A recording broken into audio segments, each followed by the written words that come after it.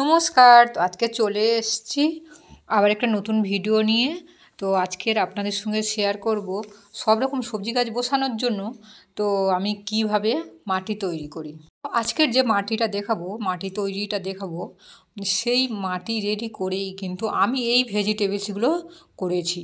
সব রকম ভেজিটেবলস, যেমন এই যে পালং শাক, ওলকপি থেকে শুরু করে সব রকম ভেজিটেবলস আমি কিন্তু ওই মাটির মধ্যেই বসিয়েছি, আর এই রকম রেজাল্ট এসছে। আপনারা তো দেখাই পাচ্ছেন কিভাবে হয়েছে। এটা কোনো জাদু নয়, সব কিছুই হচ্ছে হাতে তৈরি করা সব কিছুই।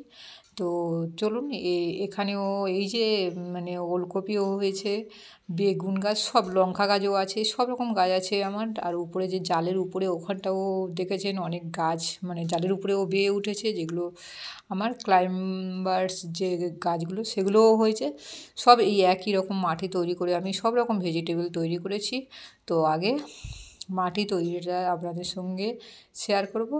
চলুন, কীভাবে আমি মাটি তৈরি করি সেটা আগে আমি আপনাদেরকে দেখাই। যে মাটিটা তৈরি করব আমি, সে মাটিটা কিন্তু সম্পূর্ণ জৈবভাবে মাটি তৈরি করব।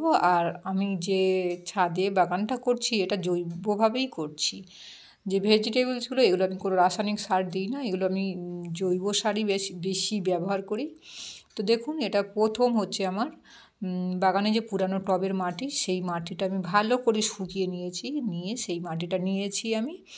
আর এর মধ্যে কিছু আমি দেব, মাটিটা কিন্তু শুকনো করা ভেরি ভেরি ইম্পর্টেন্ট। তো আর এই যে তার মধ্যে আমি কিছুটা দেব হচ্ছে নতুন মাটি। এর মধ্যে যেগুলো আমি গাছ একেবারে করিনি, সেটা নতুন মাটি আমার এনে রাখা ছিল, সেই নতুন মাটিটা এর মধ্যে আমি কিছুটা যোগ করব।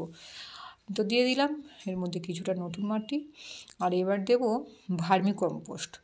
যতটা মাটি নেব তার হাফ পরিমাণ আমি নেব ভার্মি কম্পোস্ট, ভার্মি কম্পোস্টের ডবল পরিমাণ মাটি। এটা আমার সবজি গাছের জন্য। আর অন্যান্য গাছের জন্য কিন্তু আমি অন্যরকমভাবে মাটি তৈরি করি, সেগুলো আমি আপনাদের সঙ্গে পরে শেয়ার করব। আর এটার জন্য আমি দিয়ে দিচ্ছি সবজি গাছের জন্য এটা হচ্ছে ভার্মি কম্পোস্ট। এই যে ভার্মি কম্পোস্টগুলো অল্প অল্প ডেলা হয়ে আছে, কিন্তু এগুলো জাস্ট হাত দিলেই এগুলো ভেঙে যাবে। এটা হলো ভালো ভার্মি কম্পোস্ট। আর ভার্মি কম্পোস্ট চিনবেন কিন্তু এইভাবে, ভালো ভার্মি কম্পোস্ট এইভাবেই চেনা যায়, যেগুলো হাত দিলেই ব্যাস ঝুরঝুরে হয়ে যায়। তো এইটা হচ্ছে ভালো ভার্মি কম্পোস্টের লক্ষণ। আর আমি এই যে দিয়ে দিলাম, এটাও ভার্মি কম্পোস্ট দিয়ে দিলাম। আর এনে রাখা ছিল আমার যে ভার্মি কম্পোস্টটা, এর মধ্যে কিন্তু পুরানো গোবর সারও দেওয়া যায়। তো আমি এখানে ভার্মি কম্পোস্ট ইউজ করছি। আপনারা পুরানো গোবর, মিনিমাম 1 বছর পুরানো গোবর সার থাকলে সেটা কিন্তু ব্যবহার করা যায়। এরপর আমি দিয়ে দিচ্ছি, এগুলো হচ্ছে ব্যানানা পিল, যেগুলো কলা শুকিয়ে আর তারপরে আমি এগুলোকে ডাস্ট করে নিয়েছি। আর এগুলো আমি একটু চারিদিকে ছড়িয়ে ছড়িয়ে দিচ্ছি, মেশানোর সুবিধার জন্য। তারপরে দিয়ে দিচ্ছি আমি এইগুলো পেঁয়াজের খোসা, যেগুলো আমি জমিয়ে রেখেছিলাম আগে থেকে। আর এগুলো হচ্ছে ডিমের গুঁড়ো, যেগুলো আমি ডিমকে রোদে শুকিয়ে, এই ডিমের খোসাকে রোদে শুকিয়ে আর তারপরে ডাস্ট করে নিয়েছি এগুলো।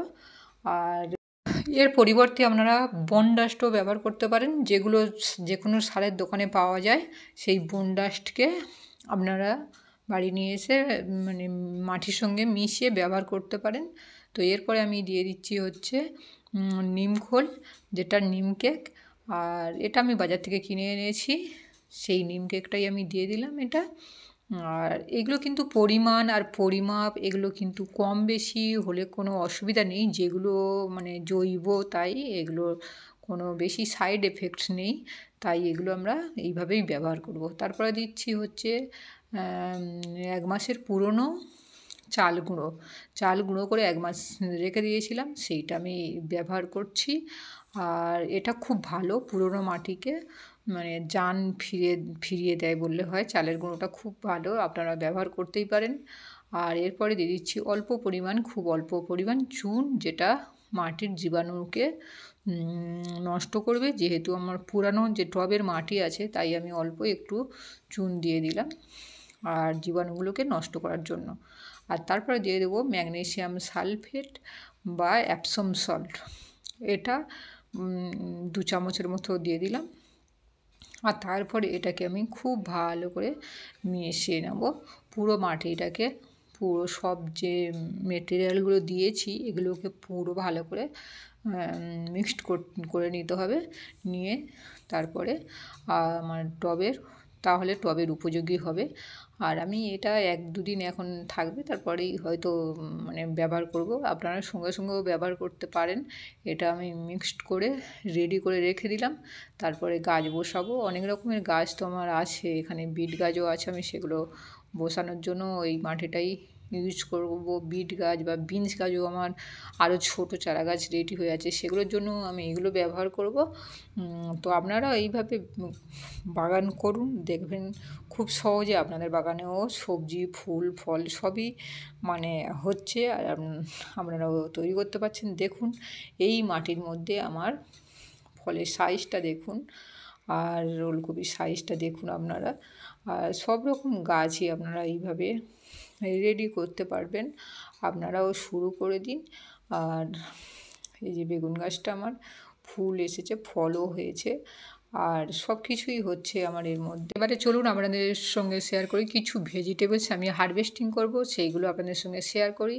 তো এই যে কিছু শিম তুলে নিলাম, আর শিমগুলো হয়ে গেছিলো তাই কিছু শিম তুলে নিলাম। আর তুলব হচ্ছে এখানে দেখুন আমার এইভাবে কিন্তু মাটি তৈরি করে এই যে আমার এখানে শিম হয়েছে কীভাবে দেখুন আপনারা, এই যে শিম। আর সেই শিমগুলো আমি ছোটো আছে এখনও, তো বড় যেগুলো হয়েছে সেইগুলো আমি তুলে নিলাম। আর শিম গাছের পাতাগুলো কিন্তু আমি আগে থেকে ছেটে দিয়েছিলাম, আর অল্প পাতা রেখেছি। আর এই দেখুন উচ্ছে হয়েছে এইভাবে। আর এই উচ্ছেটা আমার অনেক দিন দিয়েই হচ্ছে, আর আপনাদের সঙ্গে শেয়ার করেছি। আপনারা জানেনই হয়তো, যারা আমার ভিডিও দেখছে তারা জানেন অবশ্যই যে এই উচ্ছেটা আমি অনেক দিন আগে থেকেই মানে তুলছি, আর হচ্ছে অনেক দিন আগে থেকেই। একটু বড় সাইজ একটু ছোটো সাইজ সব রকমই হচ্ছে, তো সেইগুলো আজকে তুলে নিলাম। আর এবার তুলে নেব হচ্ছে মানে ওদিকে যে সবজি আছে আমার, চলুন দেখাই। আর একটা জিনিসও তুলছি, আমার সবথেকে ভালো লেগেছে আজকের এই যে ওলকপিটা আমি তুলছি। দেখুন সাইজটা কত সুন্দর হয়েছে, খুব সুন্দর সাইজ হয়েছে। দেখুন এই যে আমার তো খুব সুন্দর হয়েছে। একটা ক্যারেটের মধ্যে আমি 4টে গাছ দিয়েছিলাম, আর ওই মাটির সেম প্রসেসেই মাটি তৈরি করে নিয়েছিলাম। আর তারপরে তো আমি মাঝে মাঝে জৈব লিকুইড সারও ইউজ করেছি, যেগুলো ইউজ করেছি আপনাদের সঙ্গে পরে শেয়ার করব সেগুলো। আর এই যে আমার ওলকপির সাইজটা এই হয়েছে, খুব সুন্দর। আর তুলে খুব ভালো লাগলো, ওলকপিটা তুলতে খুব ভালো লাগলো। বাগানের সবজিগুলো হলে তো দেখতে খুব ভালো লাগে। তো আজকের এই যে তুলে নিলাম শিম, উচ্ছে আর ওলকপি। আপনারাও বাগান করুন, আপনারাও এইভাবে, তাহলে বাগানের ভেজিটেবলস তুলে রান্না করতে পারবেন। তো আজকের যাই, আবার অন্য ভিডিও নিয়ে আবার আসবো। Tata, by.